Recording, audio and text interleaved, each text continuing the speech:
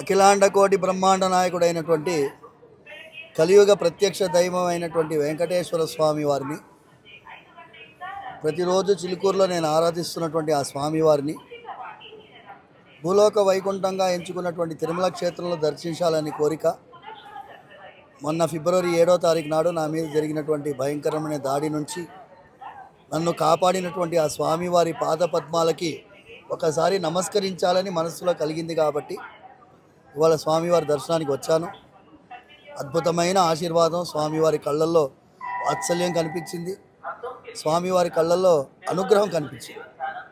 ఇవాళ board meeting జరగడం కూడా ఒక యాదృచ్ఛికమైనటువంటి విషయం. నేను తిరుమల తిరుపతి దేవస్థానం ట్రస్ట్ బోర్డు మెంబర్లని, బిఆర్ నాయుడు గారి ఆధ్వర్యంలో ఉండేటటువంటి ప్రస్తుత బోర్డు వాళ్ళని అభినందిస్తూ చాలా జాగ్రత్తలు పాటించాలని ప్రార్థిస్తున్నాను.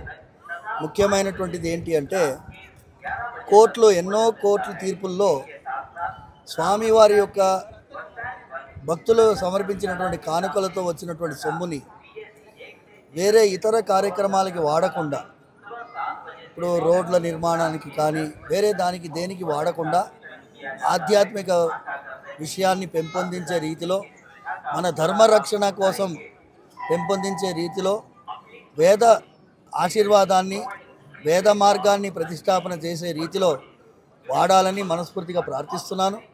అక్కడక్కడ దేవాలయాల్లో ఉండేటటువంటి నిత్య కైంకర్యాలకి అవసరమైనటువంటి నిధులని సమకూర్చాల్సినటువంటి బాధ్యత ఆ స్వామివారి పైన ఉంది కాబట్టి ఆయన మార్గాన్ని అనుసరించేటట్టుగా ఈ బోర్డు తీర్మానాలు చేయాలని మనస్ఫూర్తిగా ప్రార్థిస్తూ, ఇంతవరకు దర్శనం సుజావుగా జరిగింది, బ్రహ్మాండమైనటువంటి ఏర్పాట్లు కనిపించాయి.